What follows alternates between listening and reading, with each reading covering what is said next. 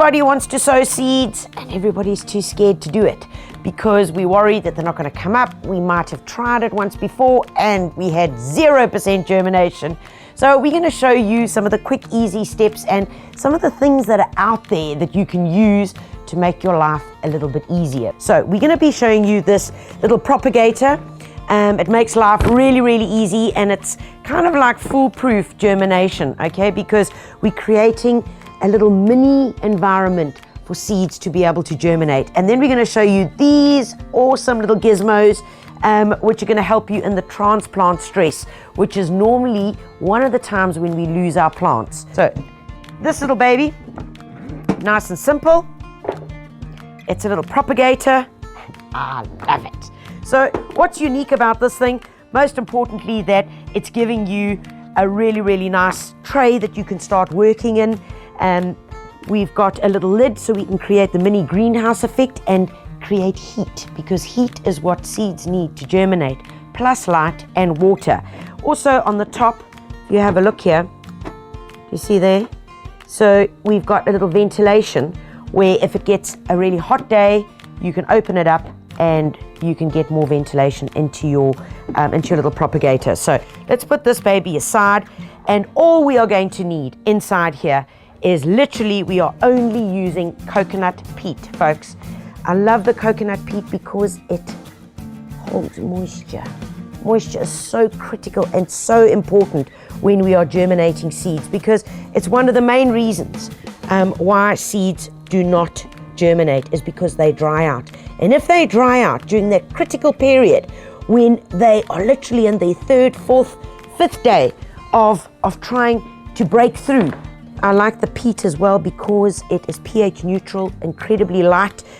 I love using this. It's one of my dad's old trowels, and I take it and literally all I do is work the surface, use the edges as your guide, and I'm just creating a nice level surface to be able to work on. Now you can not only use this as a seed propagator, but you can also use it for cuttings. You know, you wanted to save your favorite daisy bush, or if you've got anything, lavenders, whatever you want, you can propagate them directly in this. All right, so seeds typically that we would sow into here would be the following. They would be the seeds that we call the very, very fine seeds. All right, look how fine the seed is. This is onion seed. Oh my word, look at that. It is so incredibly fine. And literally in these few taps, I've probably got the equivalent of about 60 or 80 potential onions. Hallelujah. Imagine if I had to sow this whole packet. Oh boy, there's going to be trouble. Okay, so you don't want to sow the whole packet. You know, normally they tell you take it between your thumb and your forefinger and evenly distribute it. Well, how often do you get that right? More than likely not. You get it wrong. Okay, so what we're going to do is we're going to take the seed and I'm going to pop it into a little container. All right, I'm going to take a handful of my coconut husk, and then all I'm going to do is mix it. Give it a good mix, because what I'm doing now is I'm adding the seed to the coconut husk. The coconut husk is going to be the carrier. Literally what we're going to be doing is we're going to be bulking it up. All right, so that when we sow that, it's going to spread our seed evenly. Right, once you are confident that you have mixed everything up really, really well, all you're going to do is you're going to take a little handful, and this is where it gets really easy, and all you do is you're going to spread it over here. So you start from one end, methodically work across. Okay. And we know, because we've mixed it up, that the law of distribution is going to tell us that our seeds are now even. And that makes life a whole lot simpler, especially when these little guys start germinating. Okay, so move it all the way across. Remember, folks, because we've got one tray, doesn't mean that you can only use one type of veg. You could use a bit of it for one seed, a bit of it for onions, a bit of it for something else, or tomatoes. So don't be too stressed out about that. You can literally just sow one little section so that you can have a whole lot of different guys coming up all at the same time. And there we go. Right, and now we take the other secret ingredient, which is this stuff. It's called vermiculite. It's the most amazing product. It's volcanic based. It also has the amazing ability to hold heat. Because it is volcanic based, it's a rock, and it's very, very fine, and it also has the ability to hold moisture. So one of these little blades, you can see they're very, very fine, can literally swell up, and as it gets the water, it just sucks it up and swells and swells. So when your seeds need them, just sucks it back in. All right, so now we take this, and all we do is we put a little layer across it. So it's almost like I'm putting a little electric blanket on top of my seeds. It's wonderful. Although it's a rock-based product, it is incredibly light, that you can simply just add it on.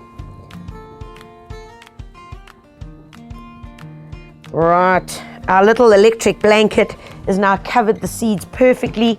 The last step that we're going to do is we're going to firm this down to make sure that we're getting the seed in contact with the vermiculite, in contact with the coconut husk. And that is one of your most important steps. Oh, man, this is like Princess and the Pea.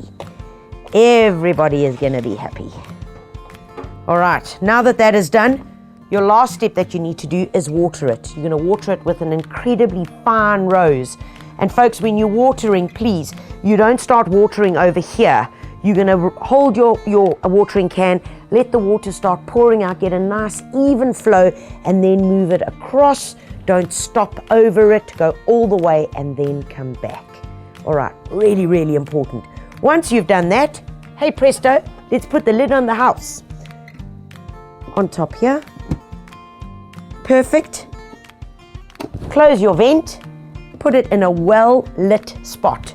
And please, well-lit is not direct sun, or else it's going to cook these little guys. So a well-lit area on very hot days, I would open up the little vent, and in that way, you're just going to let a bit more air going through there. As soon as your seeds start germinating, folks, as soon as they start pushing through, and they're about 1 centimeter, I would take the lid off, because the main reason for this is to create the heat for the germination. So then pop it off and then let them grow, continue your watering, and that is the beginning and end of how simple it is to sow seeds. Guys, it really is simple, and I know that every single one of you have got some packets of seeds lying in one of your cupboards at home or one of your drawers. So get out there and use them, because they really are incredibly rewarding.